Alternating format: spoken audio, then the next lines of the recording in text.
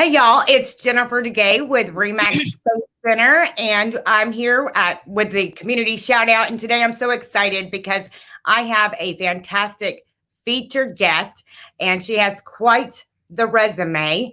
And I just have to introduce you to Luisa Deason, who happens to be the owner of Deason Consulting Services, and you also have quite the resume, Lisa. I mean, Luisa, let's see, you're formerly a career and dedicated employee of the Homeland Security, specifically ICE.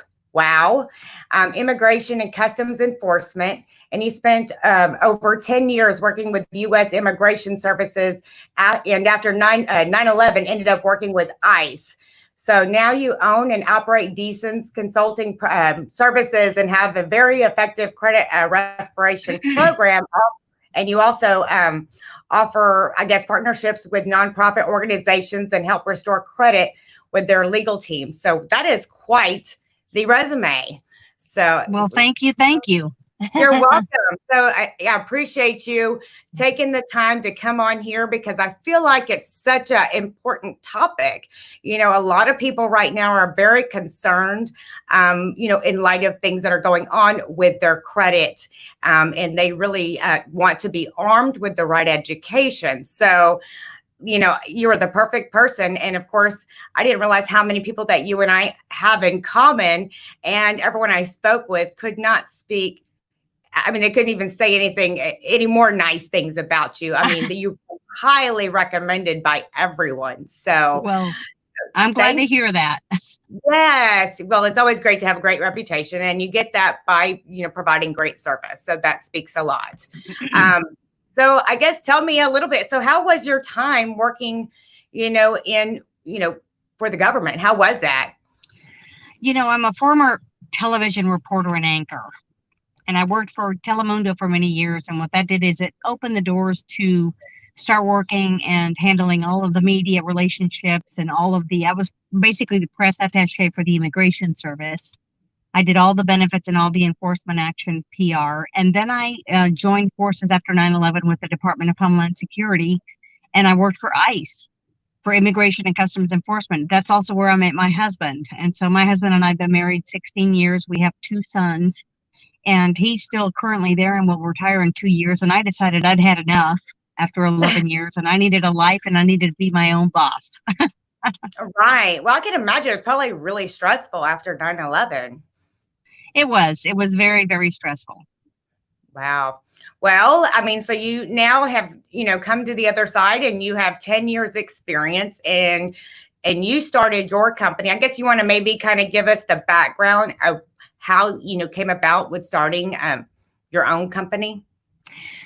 So shortly after I left the federal government, I decided that I really wanted to do something and leave a legacy for my children. We're a law enforcement family, even though we're at the federal level. And I just decided, God forbid something ever happened to my husband, that we would have the support and the income coming in and we wouldn't rely on what he was bringing in. So that was a real passion for me. I started Deason's Consulting Services as a way to consult both on immigration issues and media relations. And then it just kind of transpired into credit. I was approached by someone out of that nonprofit about, I don't know, probably a little over 3 years ago. And I just decided, at the time I thought, why not? The need was really out there. And I just felt like it was my obligation and my duty to help my own community. And felt that there's a lot of unscrupulous companies out there. And I'm not saying everybody doesn't do things correctly, but what really caught my eye with this particular nonprofit is that they are a nonprofit and they have credit restoration attorneys. And so the difference between restoration and repair is that this nonprofit has the legal authority to dispute all 3 credit bureaus simultaneously with all of the negative and derogatory items at the same time. Not what most repair companies are authorized to do, which is 1 or 2 items at a time, once a month, once per credit bureau. That takes forever. That's sometimes what gives the industry such a bad name. People get disgruntled, they leave, they don't see any progress. And, I think the bigger picture that I'm really passionate about is I was a trainer for the federal government as well. So I kind of trained the trainer, and I just have a real passion for educating and training people so that they have a better understanding of how the credit world works, because I think knowledge is power. I absolutely agree. You can never, learn too many things, right? It's important. I mean, if you want to buy anything, buy a car, buy a home. And I know that you have a ton of realtors that, recommend people to go to you when they're in the position that maybe needs some boosting. But, you're right. There has been unscrupulous companies out there that will say, well, pay me X amount of money and we're going to boost your score by X amount. And even if that does work, the problem is there's no education, and those particular, clients end up in the same predicament that they were previously. Exactly. I agree. And so one of the things that we're really, really passionate about is we have to take the time to explain to our customer that there are certain things done and there's a reason why they're done that way. The other piece is we just don't do all the work for them. We want to engage them in part of their own recovery, so to speak. So what we deal with are people that come to us that have problems like foreclosures, bankruptcies that have been discharged 2 years after the discharge date, tax liens, judgments, student loans, bad things on their child support reports, all kinds of things negative, charge-offs, late payments, all kinds of collections, specifically medical, and what their rights are. And so what I love doing is I love educating and giving the power back to the consumer so that they can make the right choices, because ultimately credit doesn't just affect the purchase and the interest rate on the home or a car. I deal with a lot of law enforcement people, a lot of bankers, a lot of people in high positions with a tremendous amount of trust. And if you don't have great credit, you can't even hold those positions. Your credit is your vital sign. So for us, it's not just about restoring the credit, it's providing them with all the tools necessary to move that person forward from A to Z. I've always said this, it doesn't just take the credit restoration expert to move that person forward. It takes a village. And that village includes the realtor, the lender, the client, and the credit restoration individual. Right. So whenever you do get a client, what's maybe the first conversation you have with them? Well, we're very specific as to what we can help. So what I normally do is my conversation starts out with, what kind of things do you think are negatively impacting your credit scores? What types of negative or derogatory items do you have on your reports? Oftentimes people either don't know that and they need to find out, or they've been told by a lender, you need to take care of this, this, and this. And so I have clients that come to me that have maybe a handful of items that we need to legally dispute and remove, or I'm working with a gentleman now that has 95 items we're all simultaneously disputing. He was very ill. He almost passed away. And, we're disputing all kinds of medical collections. Yes. So I'm assuming, I guess, how much of your business comes from people who are actually looking to purchase a home? Is that the majority of the people, or is it there you have quite a few that are? I'd have to say in today's day and age, probably 80% of my business comes from lenders and realtors. That's who I align myself with. Why? Y'all are the ones bringing me the clients.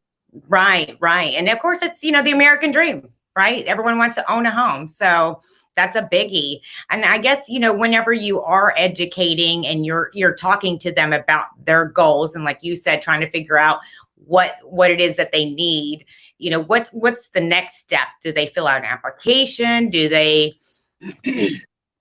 Well, so we do a lot of things with them online. All of their personal information is secure and encrypted, okay? We follow very strict federal guidelines to protect all of their personal information. So my client isn't actually giving me their social security number, their date of birth, and their address. That's going into an encrypted site directly into the entity where the attorneys and the credit restoration specialist are housed. And the beauty of it is it's a secure site. But I go farther than that. I try to find out and filter exactly where their need may be.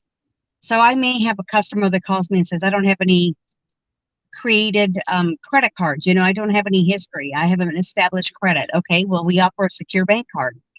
And ours is at 9.9% interest, and it's guaranteed. And they can put anywhere from $250 down on it on up to a 2,000, and that is their credit line. So we just teach them how to not exceed 30%. If they come to me and they just need debt consolidation, I don't do that. We don't believe in that. So we don't provide them with debt consolidation.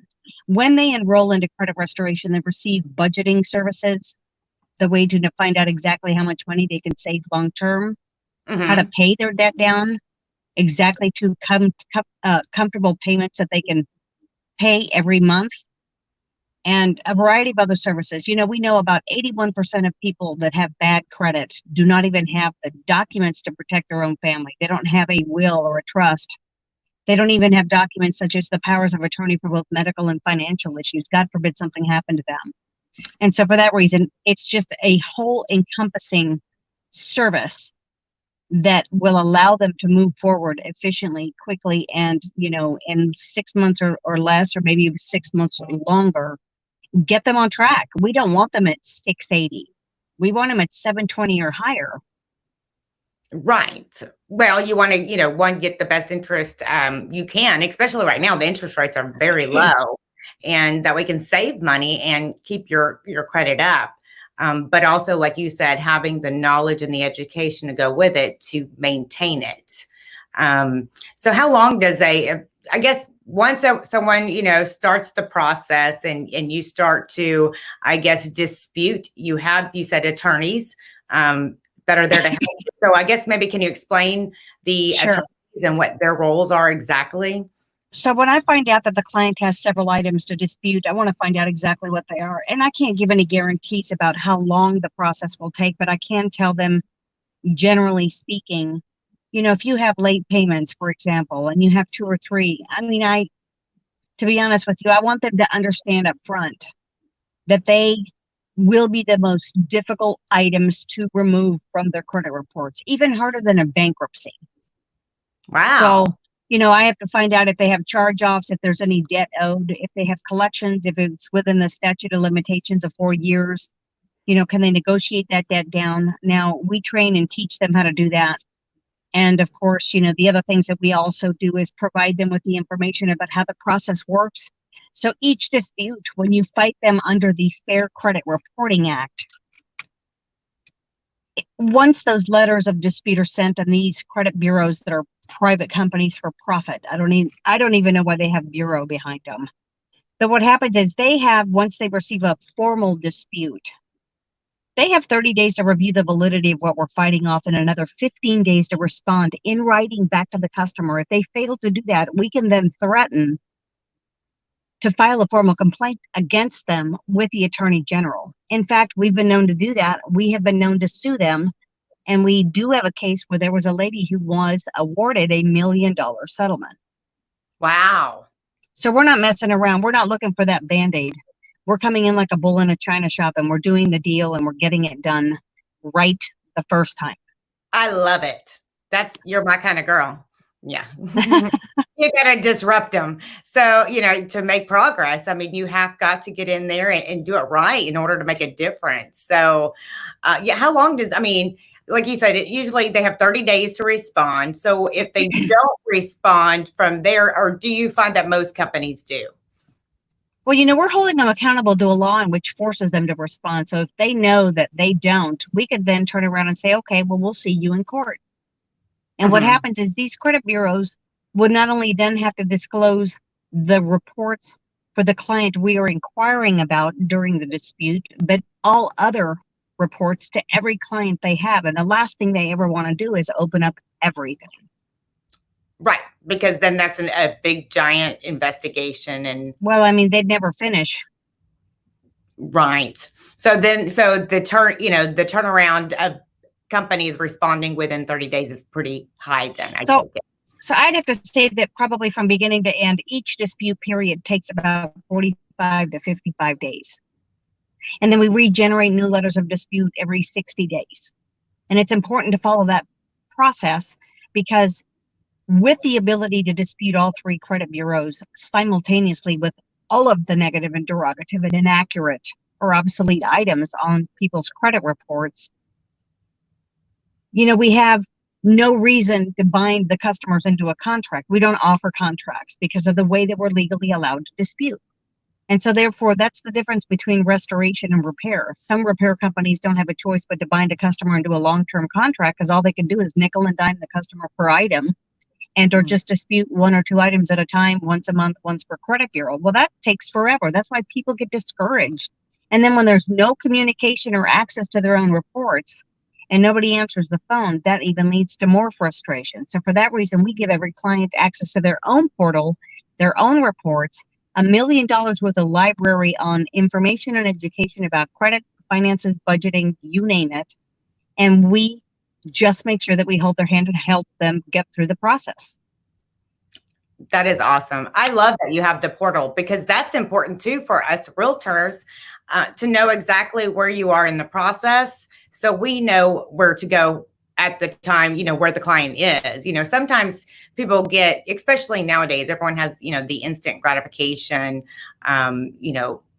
They don't have much patience. So when they call us, they're like, oh yeah, we're ready to go look at homes. And it's like, okay, it's hard to gauge sometimes, like, where are you? And like you said, if we can't get a hold of you, but so you just make it so much easier by having that portal that we have the access to go in and see exactly where you are in the process. So then we can kind of make a decision from there where we need to go. And it's a partnership.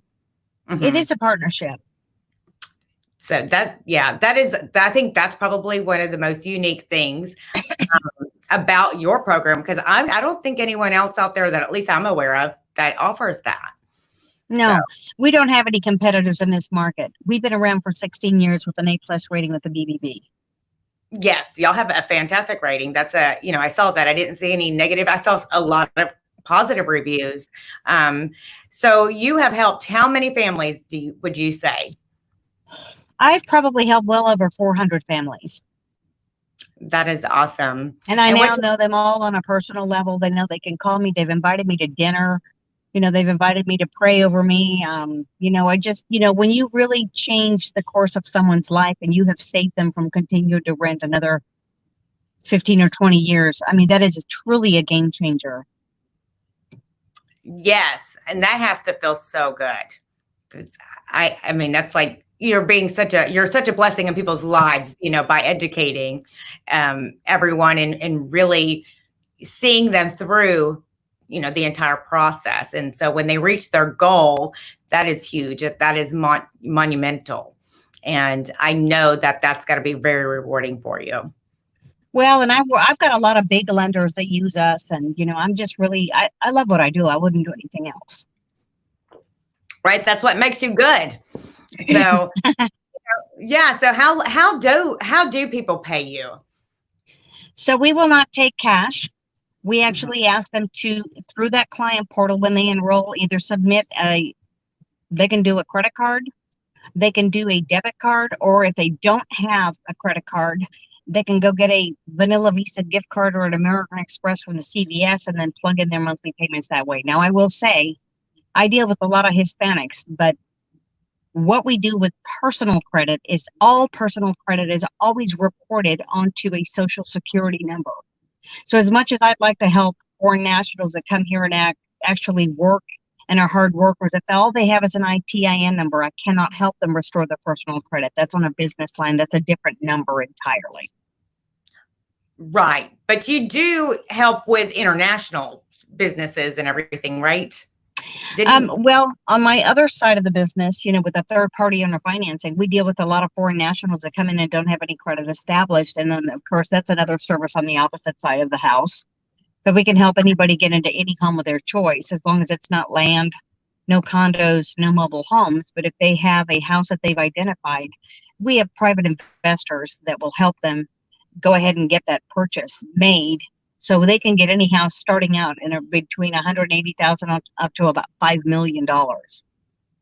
Wow, that's huge. It is, and the end result is that the buyer is happy because the investor is actually loading their credit for a period of time. They do have to put at least 20% down as a down payment based on the price of the home. And then, of course, we're not pulling their credit. We're not asking them for bank statements. It literally is a no document loan. Now, we're not lenders, but we have aligned investors that have their private money, and they're just willing to provide that kind of assistance long term for people that are not qualified. So we deal with a lot of big business owners that deal with large companies that tend to write a lot of items off and don't report everything on their taxes. And so they can't prove that there's sufficient income coming in, or maybe they don't have or want to disclose everything or tie up their business credit line in order to purchase a home. And so for that reason, we have a lot of people that come in and, there's no prepayment penalty. It's a 30-year term. There's no balloons. And so for that reason, a lot of buyers come in and they literally will pay off the property in 5 or 7 years.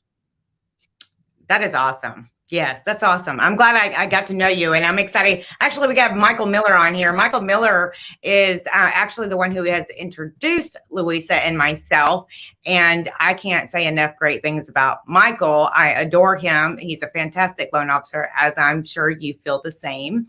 I absolutely think he's like a brother to me. I just absolutely adore him. And he and I have been doing business through credit for about 3 years now. Oh, wow. Okay. I didn't realize. He sends me everybody. Yeah, he's awesome. And again, he's also really big on education. I'm huge on education, and, partnering up with someone like yourself who is big on education is extremely important, because I do try to arm, myself with like-minded people, around me, especially when it comes to my business, because, it's our reputations, and we want to make sure that we're providing the highest quality service that we possibly can to make a difference in our clients' lives. So, well, and he and I hit it off from the beginning. We're both law enforcement, so it was that immediate camaraderie. Right. And it's funny, I love working with like law enforcement, military, because they always have like the perfect paperwork. Everything is so organized. Yeah, we know how to document everything. Yes, it's awesome. So, especially when I'm going to sell their homes and I need specific documents, they know right where it is, and it doesn't take them any time to get it to me. So I know that has to make it much easier on y'all's end too. So I guess, what are the biggest challenges you have seen, with the credit restoration? I think some of the biggest challenges that I face is somebody gets discouraged and they really want a miracle to happen in 30 days. And with the way that we dispute, nothing happens in 30 days. Oftentimes, nothing happens in 60 days, and I just have to take the time and be patient and explain to my customer, these things did not appear on your credit report overnight. They've been on your reports for years. So you're going to have to give us some time to remove them. They're not just going to disappear after the first letter of disputes are sent out. And I oftentimes stress, if you need to go out and shop around, go out and ask and shop around. But these are the questions you must ask. Do you buy me into a contract? Are you going to only dispute one item at a time? And are you going to charge me per item? It's soon to be outlawed that they're going to have companies come in and charge $200, $300, $800 for one item, and then nickel and dime them for the other items on other reports down the road. I mean, that soon to be is not going to exist. They will not be allowed to do that, because there's so many companies that take somebody's money up front and then run, and they never hear from them again. So we have to make sure they understand how the process works. My biggest challenge is explaining to them that there are also periods of time in which there's no communication, and there's a reason why. I can't contact the credit bureaus, and I can't really contact the customer through that dispute process, because really nothing is happening on our end. It's happening behind the curtain. Right. And there's other always challenges might be that they really, let collections go. I think this is probably the biggest. My biggest deal is I tell them, I won't take you as a client if you're coming to me and you have a very, very recent late payment. Let's try to resolve that outside of me throwing you into a 60 or 90 or 120-day dispute or longer, because it can maybe be remedied by reaching the lender or the mortgage company or whoever you paid that in, whoever, just by asking for forgiveness by way of a letter. And I can send them a copy of an example of a letter and just say, try this first before you engage me. I'm just very open and very honest. I had a lady call me 2 days ago, and she wanted me to enroll her in just a dispute and remove something from Comcast. And it was a $198 bill. I said, pay it. Just pay it. Pay it off. I think that's where people get, really confused, because people will ask me all the time, well, isn't there, as a statute of limitations, and doesn't this fall off or whatever after so many years? And I'm like, you need to call an expert in that, because first of all, I'm not an attorney. I can't give you that kind of advice. And I don't really know, because I don't know within your industry, how often maybe laws change, or do they? Well, laws have changed, but the thing is, one of the things that I stress is when you are going through credit restoration, if you have collections, it is always important to understand that when that first company, whether they provided you with a service or a product, sells that debt that you could no longer pay by way of whatever happened, whether it was a divorce, a loss of a job, or a medical situation, whatever that may be. I don't really think nobody gets up in the morning and says, I'm going to do everything I can to ruin my credit, for crying out loud. Oh yeah, no, And yeah. so, it's situations that we get into that we really don't have any control over sometimes. And so what I tell them is, if you have a collector harassing you, there are laws that protect you. And if you have a collections agency asking you to remit payment, if they bought maybe out of the $3,000 you owed, maybe 40 or 60 cents on the dollar on that debt left, you don't owe them what they're charging you. You may owe them 1/3 of that. So it's always negotiable. And there is a thing that exists, and it's not necessarily a loophole, but you don't have a signed agreement with the collections agency. So your agreement was with the original company, not with the collections agency. If they were to be taken to court and you were to prove that you didn't have that original transfer of that document to the collections agency, if they ever have that document, they'd be in trouble, first and foremost, specifically if it's a medical debt, because there are protections awarded to the consumer under the HIPAA Act. So there's just things that we educate people through our library, our $1 million library worth of information that gives them the power and the knowledge to be able to stand up for themselves as well if we're not available, and say, no, you can't do this to me, and I'm just not going to pay you the entire amount. No, they can't threaten you.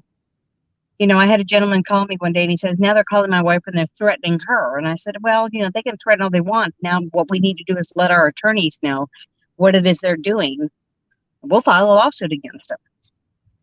Wow, I didn't know they would call and threaten family members. They have in the past. And so there's laws that changed, forcing them to not be able to call you during the times of employment at work. If you tell them, I'm sorry, but I'm working, I cannot have you calling me, I'm at risk of losing my job. They have to stop. Mm-hmm.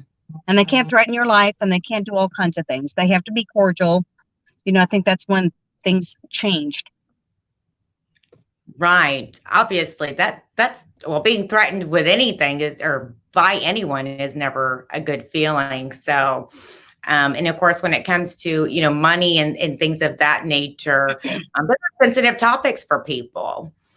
Well, and there's one thing about, I tell people, don't let that collection, if it's a credit card with a bank, get to the point where you're now being summoned to show up in court. If you do get summoned to go to court, if you get served and you have to show up at court, please go to court. They're not going to throw you in jail. They just want you to find some arrangement to pay the rest of the debt. But if it's a judgment, then I can't touch it. That is no longer within the purview of us being able to legally dispute that item off of the credit report until that debt is resolved. So once it's a judgment, it's an issue between the client and the court directly. And we can't touch it until there's complete resolution to that debt and that judgment has been settled, and it's been 2 years from that settlement.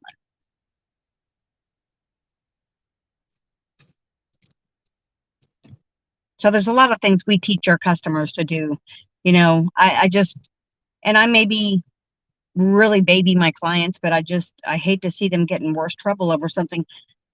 Even somebody who's giving them wrong information. I can't tell you how many times a relative gives them the wrong information and advice, and you're like, don't listen to that.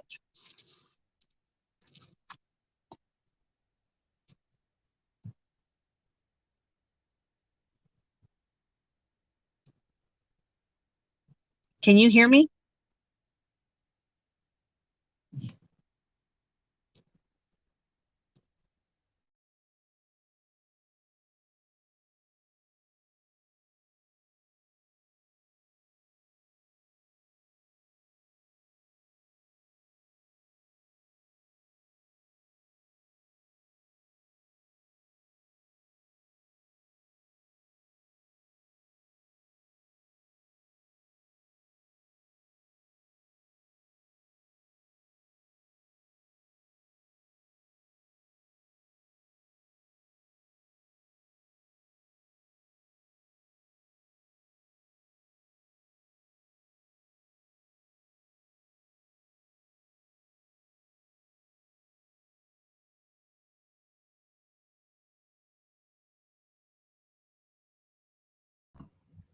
Okay, I'm sorry about that. There was That's okay.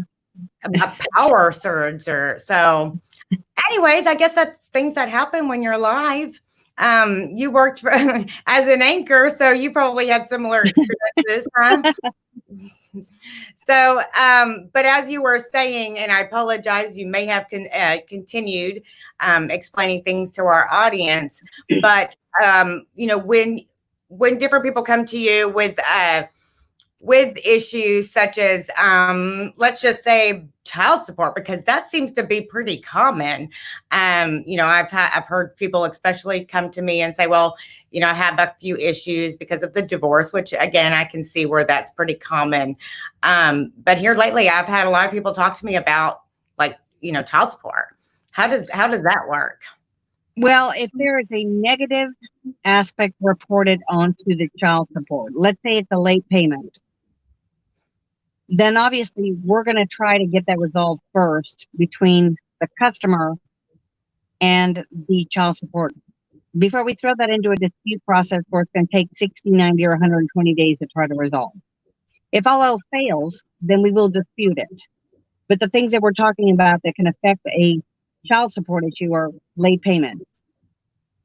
Or maybe there is an issue where there was a no debt agreement and they didn't come to terms with something and they're saying something was not paid correctly and might look like a charge off, or, there's a variety of things that happen. Right.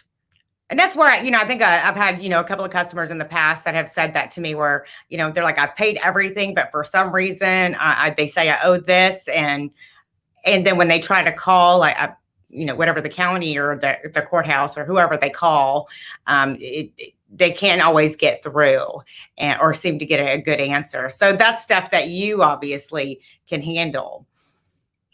Well, what we do is we can only dispute what is considered a negative or derogatory item. We're not going to pick up the phone and call the child support office and try to resolve that issue. That's not the role that we play. Right. What we have and what we're specific about is being able to dispute and legally remove that negative and derogatory item from the credit report. Like, for example, if somebody tells me, okay, I've got a couple of late payments on my credit report. Late payments, believe it or not, will drag your score down about 110 points. I mean, it's almost automatic now. When clients call me and go, my score went down 100 or 110 points and I'm not sure what happened, my first question to them is, what'd you pay late? Mm-hmm. I just know.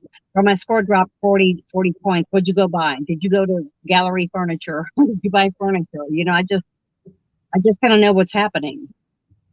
So when you buy furniture, does your credit score drops quite a bit? Yes. Wow.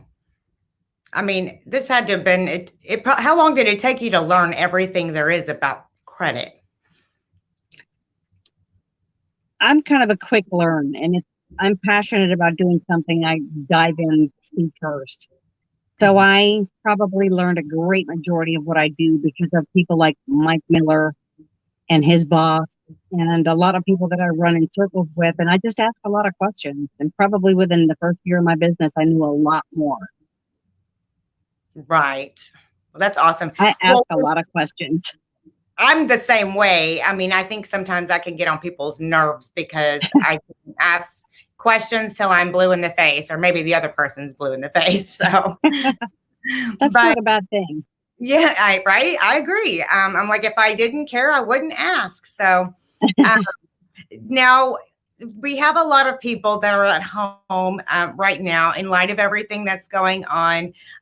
Maybe they've lost their job or they're business owners and, they don't have as much activity going on within their business and they're worried about, their credit and they're trying to stay ahead of things. What are some of the recommendations that you provide, for those people to kind of prepare themselves or arm themselves to get by until we can, get to the other side when things pick up a little bit more? So one of the first things we did when all this chaos started was we created a letter and we sent it out. We said things that we recommend you pay first and things that you don't worry about. And the first things were go and make a list of all your essential payments, your mortgage, your car payment, your electricity, your water, your insurance, your cell phone, things like that. And those should be the very, very important to pay. You know, at the end of the day, if you lose a job and you've got to let go of that Macy's card, the worst thing that can happen is, yes, unfortunately, it might fall in collections, but I'm not really worried about Macy's. Macy's isn't housing you. What you don't want to do is have to then go into either a foreclosure or, God forbid, a forbearance, because forbearance should be the last option for people. And that's been a hot topic because I think people are getting, a lot of different information, even now with the CARES Act. I think people are reading it and maybe taking, I take something one way, and then it's, even when I spoke to another agent, she took it another way. So, and we were talking about that. And so we can only imagine, what homeowners that, are not, in the industry, how they're kind of taking things, because someone was, I was reading something and they were saying that even when people went onto their mortgage website and there was a button that would just say, click here for more information. All of a sudden it was like, oh, wait, I just agreed. And I realized they agreed. So what we tell people is things like, if there's any way that you think you're going to be laid off, or that you have been laid off, make an arrangement directly with the company that you have that contract or that agreement with. Do not go through a third party. You must pick up the phone and call your credit card companies individually and say, listen, I've lost my job. Is there any way that we can lower the interest rate, or can you give me some freeway, some leeway here to be able to do some sort of a payment? Now, some of these companies have agreed to do that and to help, but I have still seen cases where we've had lenders, never Michael, but yeah, of course, certain lenders, where a mortgage has been paid late and it was immediately reported on the credit reports. And it's like, we're in the middle of a health crisis. It's a pandemic. And their response was, well, this person wanted help, but they didn't mention COVID-19. And I thought, really? I mean, that really is ridiculous. Come on, people. We're all in the same situation. Let's just get a little lenient. We don't ask you and award you to, we're not condoning that late payments happen all the time, but I mean, if something is an oversight, for crying out loud, let's try to work together and resolve it before we have to get it into a legal dispute. Right. So people can actually call the company and ask them to reduce the percentage rate, or doesn't hurt to ask. Well, that's true. I've always you been don't ask, you don't get. That's right. That's right. And that's what God always says, right? You've received not because you have asked not, right?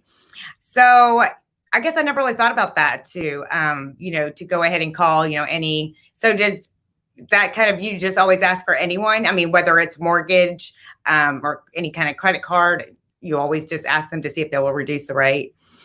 I mean, I think obviously you're going to have to work with whoever you feel comfortable with. But the thing is, if you are nice and try to do it nicely and ask for things nicely, I think you're going to get a lot farther than if you come in like a bull in a china shop and, start making your demands. That's never going to be a good result. But for example, a company or an individual that says, I just lost my job and I can pay you maybe the next 2 or 3 months. Could there be a way that we can maybe reduce the payment a little bit? Or can you reduce the interest rate a little for me while I try to get back on my feet? You never know who's going to agree to do that. I mean, we did have credit card companies that did comply and agree to do that. But I just think that if you don't pick up the phone and ask, you're never going to get anywhere.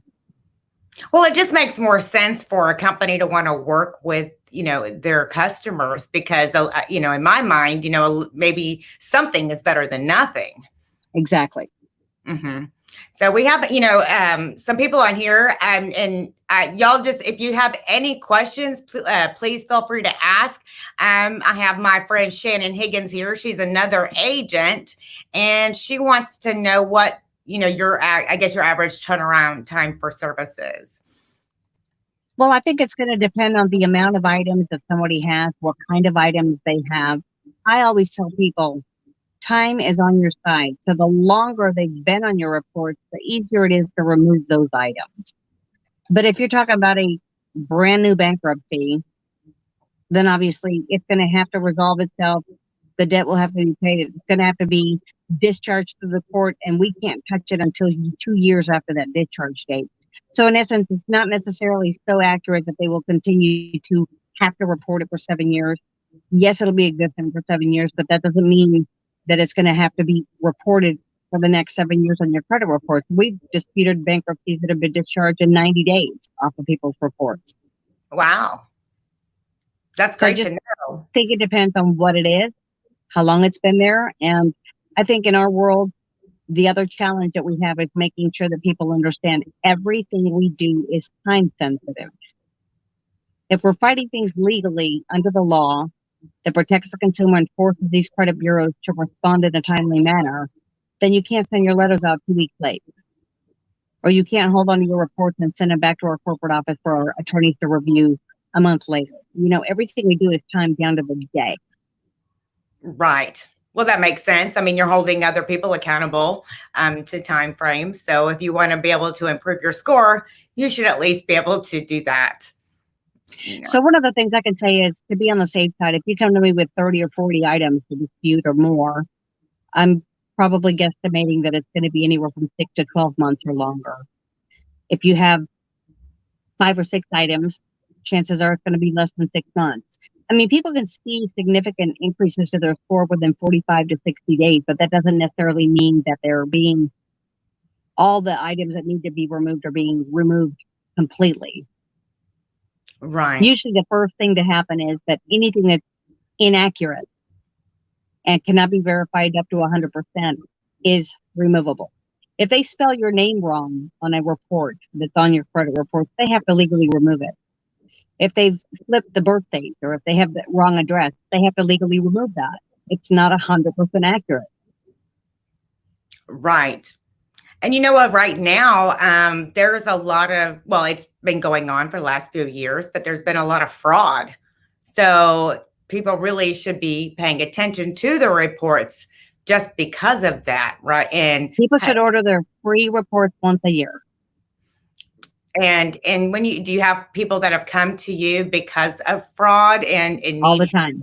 Yeah, all the time. I would. So we have a lot of confusion that exists when it's a father, son, junior. The names and the reports and things that are reported can get mixed in. That's an easy fix. But if we're dealing with somebody whose identity was robbed, it's identity theft. It's a federal felony.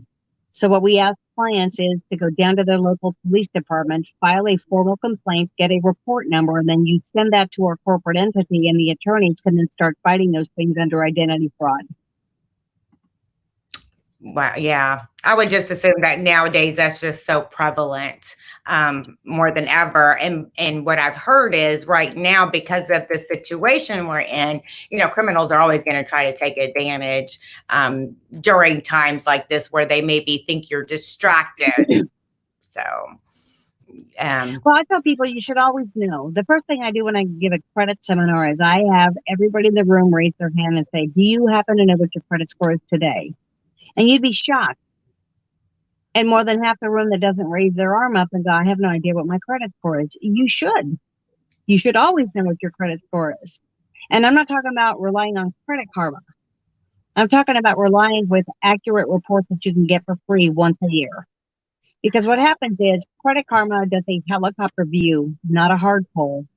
And they're looking at just a superficial view of what you may have. So when a buyer comes to me and says, Credit Karma tells me at a 580, I tell them you're more like maybe at a 500 or a 520, not in your favor. Credit Karma tends to be anywhere from 60 to 80 points higher than where you really are. How are they able to get away with that? Then they sell your private information. So I tell them, do not use them.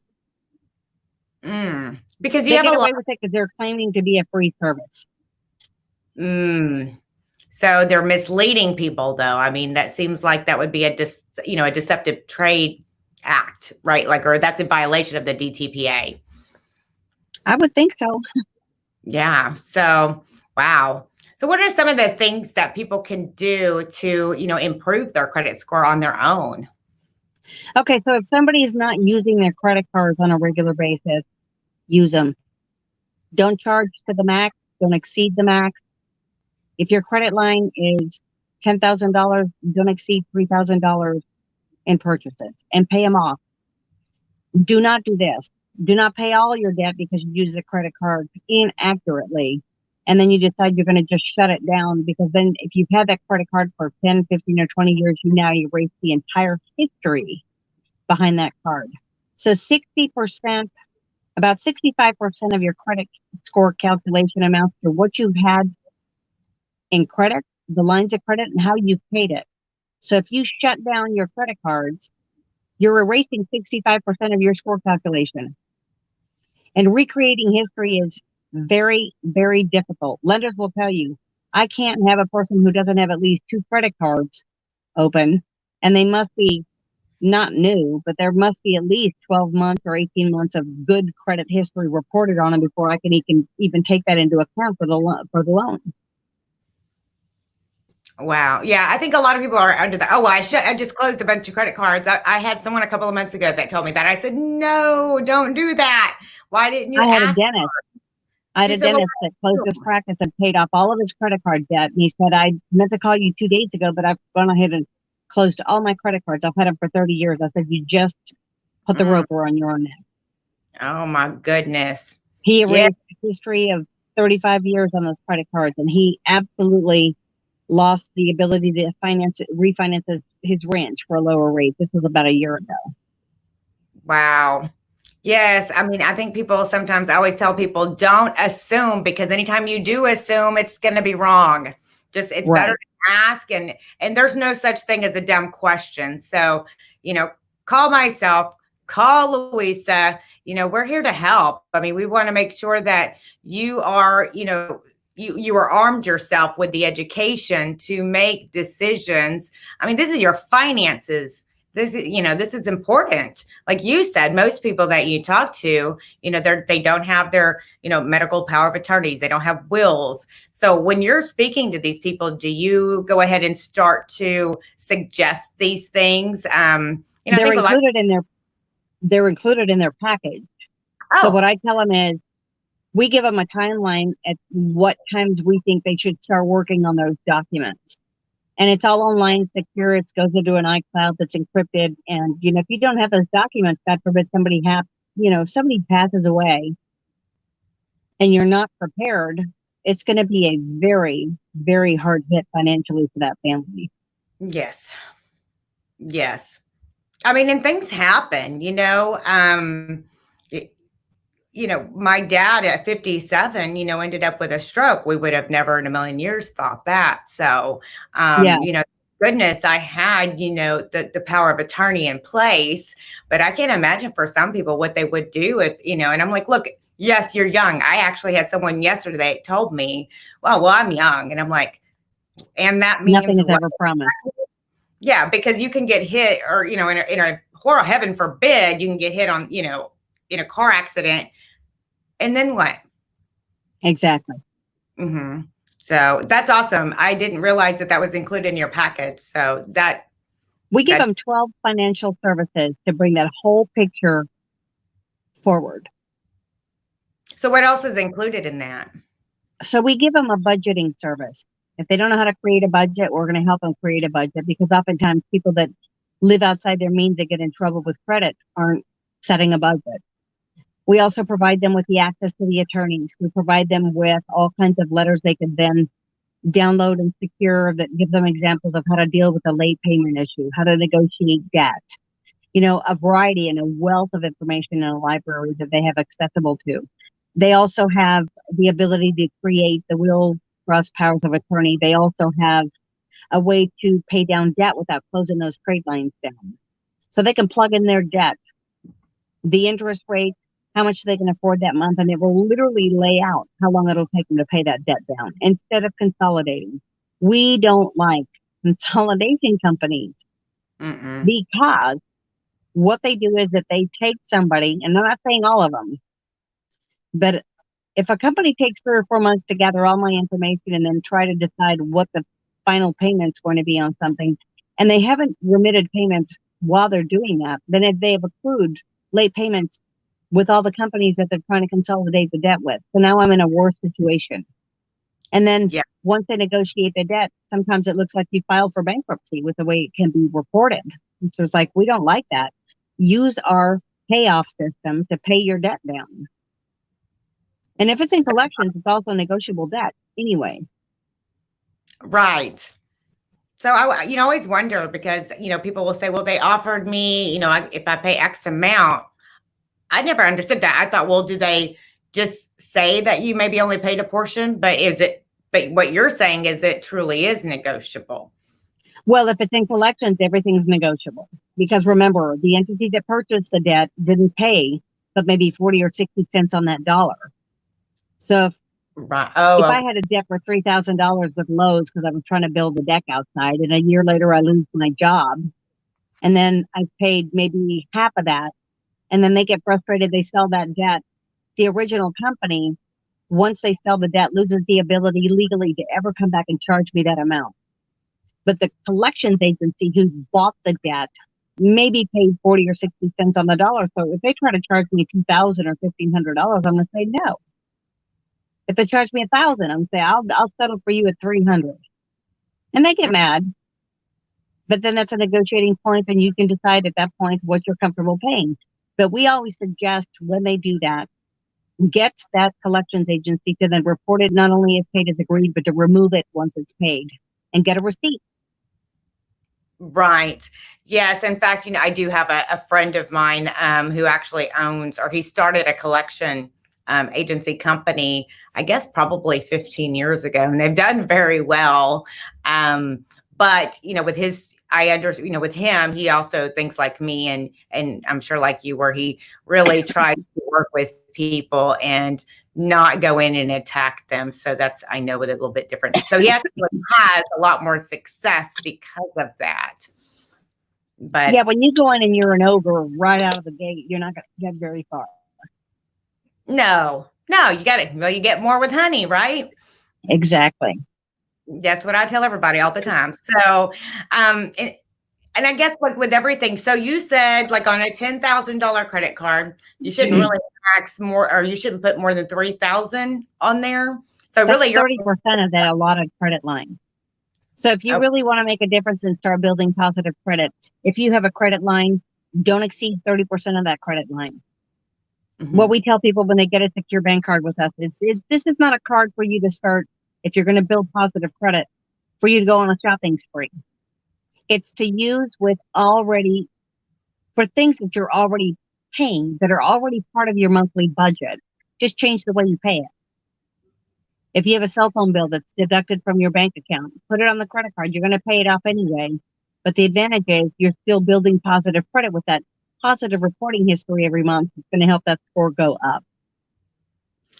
Right. Yeah. And actually, I do know a couple of people that, I didn't realize they didn't even have any credit because, they just, went through a divorce and everything was in their husband's name. And so, I get to have the pleasure of talking to a lot of females that, unfortunately or fortunately, they were blessed to stay home and raise their children, but now they're like, having to start, all over and really don't know what to do. So, for those and we get cases like that. So one of the things I tell young couples is when you buy a home, if you both are establishing credit, split the bills. So you don't have to pay half and half if you don't want to, if your husband wants to provide all the payments. But if you want to do the cable bill in your name and then the electricity bill in his, that way you're building positive credit for situations where, God forbid, somebody passes away and there was never any established credit, then that person is left with, what do I do now? Right. Exactly. Build your own credit. But even older, when they're, a lot of women have been, like I said, stay-at-home moms. And then, unfortunately, the marriage doesn't work out. It ends. And now they're trying to, figure out where to go. And it's like, oh, wow, I didn't even have, they didn't have electricity in their name, water. And so they don't really have anything. But you're right. So that's great advice. So you really should, split up in, I guess, the names of different accounts. Right. Because I don't think a lot of people really think about utilities as much as they think of credit, because they think, credit repair, or I'm sorry, credit repair, they think of credit cards. They don't really think of, so with the utilities, are they really reporting that on the credit reports as far as the utilities? I know like people will report it if it's negative, but do they even, they don't show as a positive on the reports, do they? No, but if it's paid late, they sure will report that and they won't hesitate. Right. Right. There's another very valid point. We deal with a lot of people that are in the process of buying a house and they're renting. And for the longest time, you and I both know that you could not report rental payments with positive payments that have been made on time onto any credit bureau.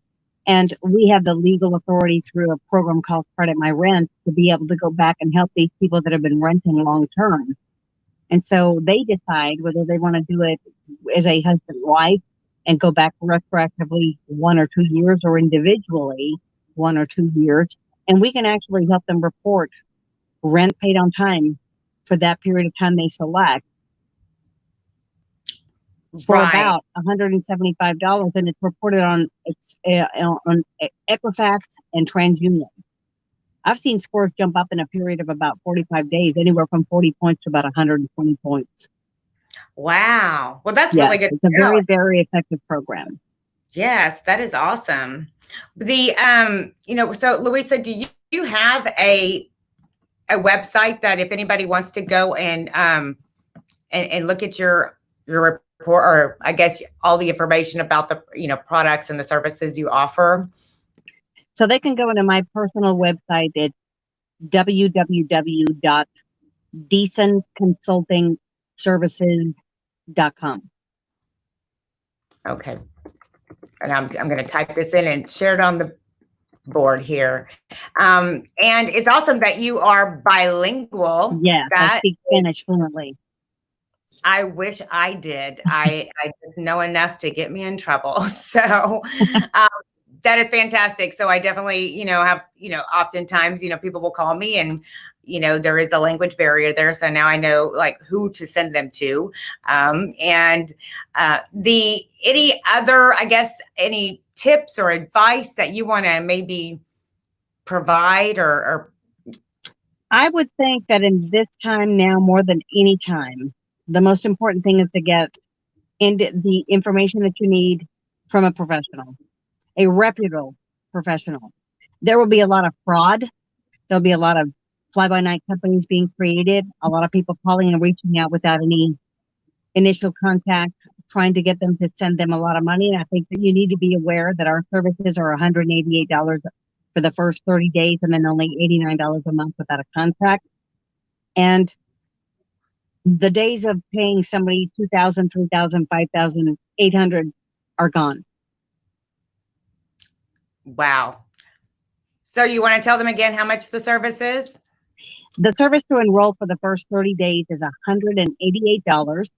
And then after 30 days, every 30 days, we will charge them $89, no contract. That is a fantastic deal. I mean, for 12 services, the whole package is worth about $10,000. Wow. Wow. We're aligned with a nonprofit. That's the benefit of having a nonprofit do all the work for us. We don't nickel and dime our customers. Right. And a lot of times people, they think, oh, well, if they help me per credit, per, I guess, line charge, they don't realize that's going to add up extremely quickly. So $188 to get started is very little.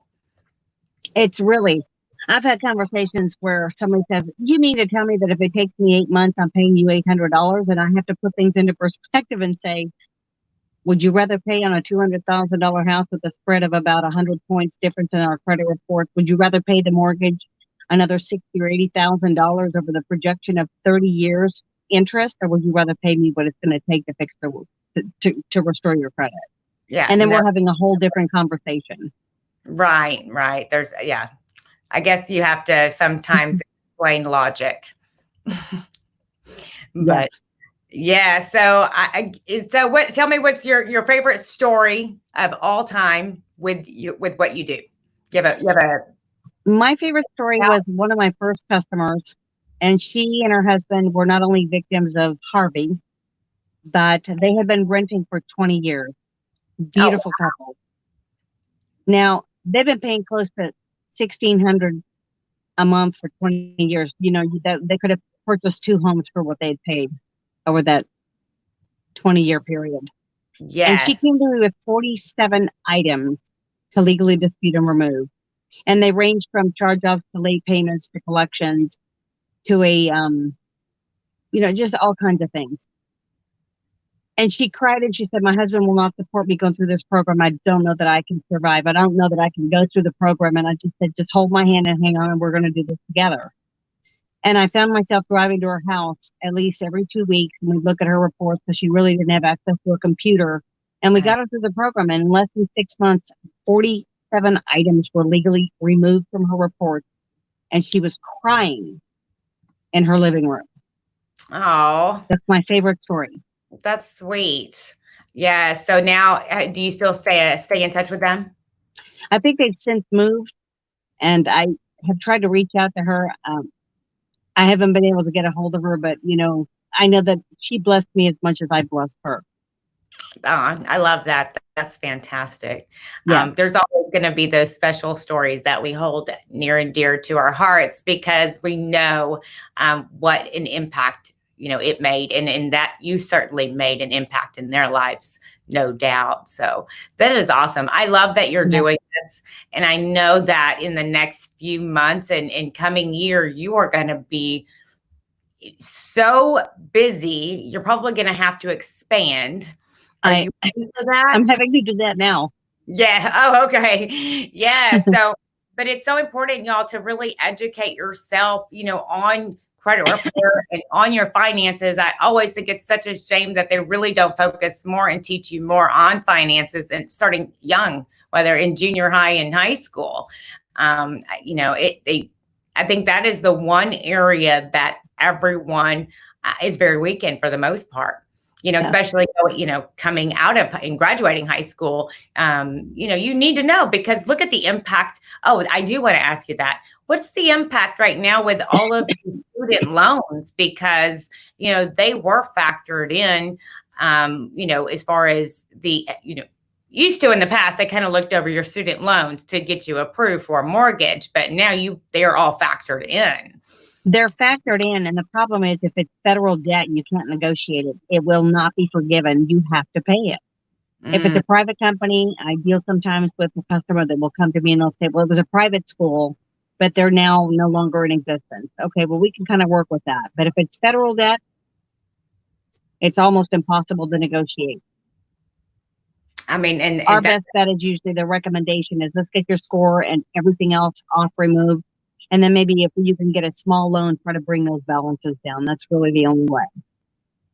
Right. Yes, because a lot of people are graduating, college, and they have a mountain of debt already on them. And, but I believe right now that they're working with them, I guess, depending on the type of they have. But do you see that as being a huge negative impact?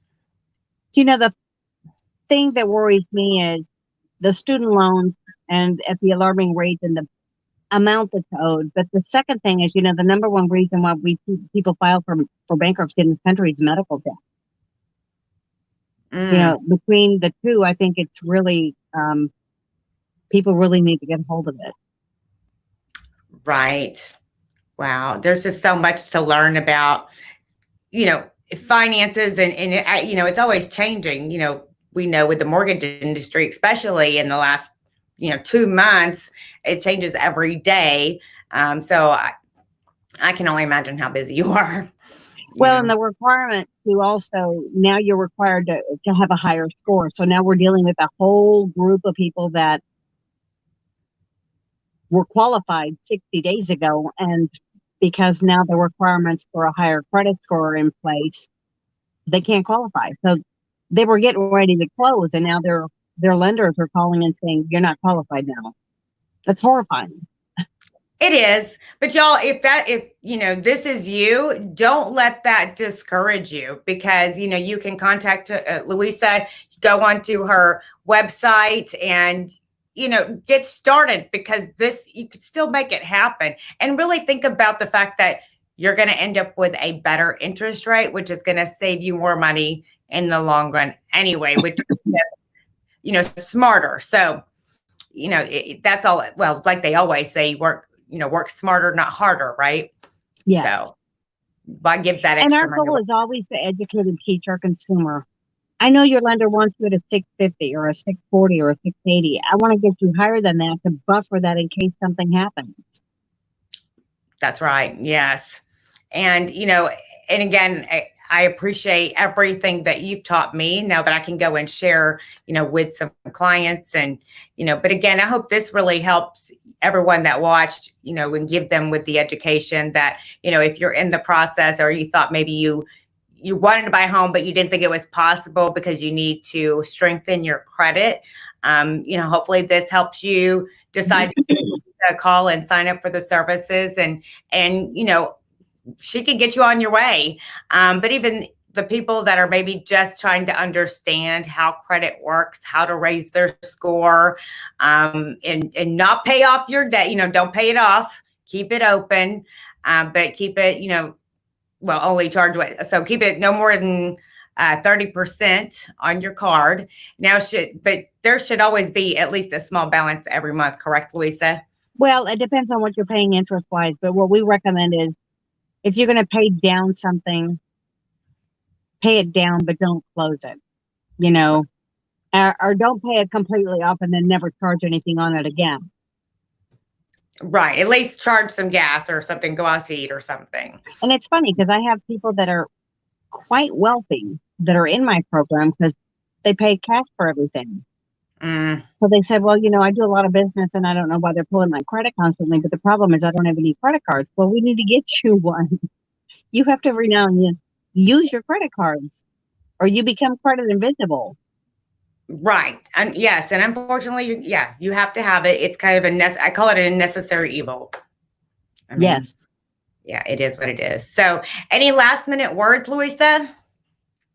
I would have to say the only two things you can't cheat are debt and paying taxes. So we can certainly help you restore your credit. Right. That is true. Hopefully we can get a lot of people, the valuable information they need to help improve their credit score so they can reach their goals. Not only, I can only imagine how much weight that takes off of someone knowing that their credit's, improved. So you can sleep better, you'll feel better, and then hopefully you'll be doing those in your new home. So, yes. Right. Luisa, again, I am so blessed that you decided to come on here. I am so excited to help some people and send them your way whenever they do need to improve their credit. And I do have some people that I've already sent your way. In fact, I don't know if my friend Yolanda called you, but hopefully she will be speaking to you soon if she hasn't already. I've been sharing, your information with everyone because I do love the fact that we as agents are able to, log in and see the progress so we don't have to call and bug you and we don't have to play a guessing game. I appreciate everything that you do and thank you, for your services. And, I am very excited to have this relationship, hopefully for many, many years. Wonderful. Well, thank you again. It's been a blessing to be on your show and it's a pleasure to meet you. And of course, Michael, thanks for connecting us. Yes, thanks, Michael. Love you. And we, again, there's her website. So if y'all have any information or questions, want to go on there, just give her a call. I will have her contact information, which I believe is already in the post. But feel free to message me or message Luisa because we're here to help you. So, well, thank you so much again, Luisa. Appreciate your time. I know how valuable it is. So stay blessed and keep helping people. And we will be able to, I guess, hopefully achieve many of people's goals, or at least be part of their success in achieving their goals is what I should say. Thank you again. You're welcome. All right, guys, until next time, we'll see you later. Bye.